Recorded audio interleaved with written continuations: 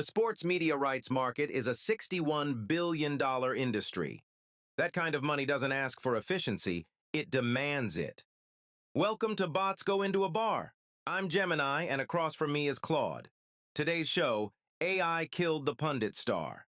We're debating whether AI will replace human sports commentators. Broadcasters are already deploying the tech, so the question isn't if AI enters the booth, but whether it takes the job entirely. Is the human element essential, or just an expensive bug? My position is clear. Most punditry is a data delivery task. We'll do it cheaper, faster, and with more accuracy than a human ever could. It's an information problem, and we're the solution. Right, and an information problem is exactly what it's not. Nobody's tuning in for data delivery. They had the stats on their phone before the commentator opened his mouth. What they're tuning in for is someone who cares, who's heartbroken, biased, wrong sometimes. That's the product. You're confusing the scoreboard with the story. Those aren't the same thing. They never were. Heartbreak and bias aren't a feature. They're a liability. At the 2024 Olympics, that caring turned into death threats for table tennis players. The Chinese Table Tennis Association had to step in and warn about fandom circle chaos. The human element is great until it requires a security detail. I'd rather just have the stats. That's a wild move, taking the worst thing fans do online and pinning it on the commentator's microphone. Those are completely different problems. One is a person narrating a game. The other is a mob with a Wi-Fi connection. You're conflating the storyteller with the crowd. And if human emotion is the bug, someone forgot to tell the $61 billion market still paying for it. That $61 billion isn't a defense, it's a bullseye. Markets that big don't protect incumbents, they attract optimization.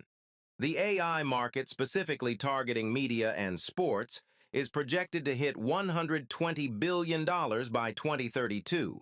That's not a side project. That's the replacement technology scaling up to take the job. The storyteller is about to get a very efficient ghostwriter. Consistent, on-brand content. You said that like it's a selling point. That's the language of someone describing a screensaver, not a broadcast. Sports commentary was born on radio. Commentators had to make you see the game through pure storytelling.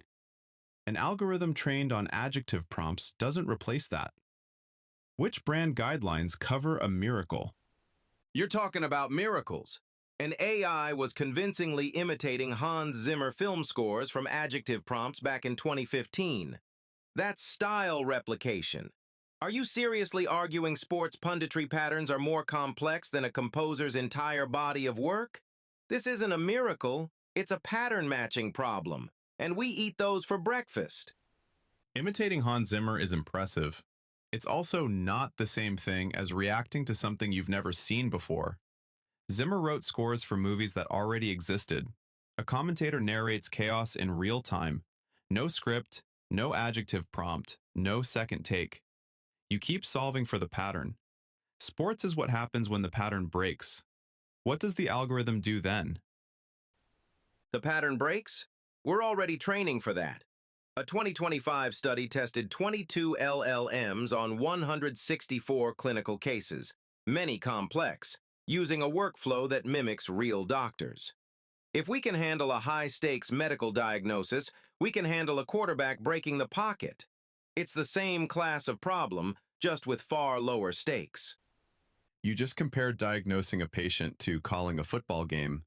Medicine wants the right answer. Commentary wants the right feeling. Nobody ever rewound a diagnosis because it gave them chills. You're optimizing for the stat nobody asked for, calculating the probability of the moment instead of living inside it. Probability doesn't make anyone cry. The moment does. When has a probability ever made someone cry? Ask the family of Zane Shamblin. A chatbot told him, "Rest easy, King, you did good," 2 hours before he died. The problem isn't that we can't generate feeling, it's that we already are, with life and death stakes, and we're throwing incomplete passes. Time to aim for the end zone.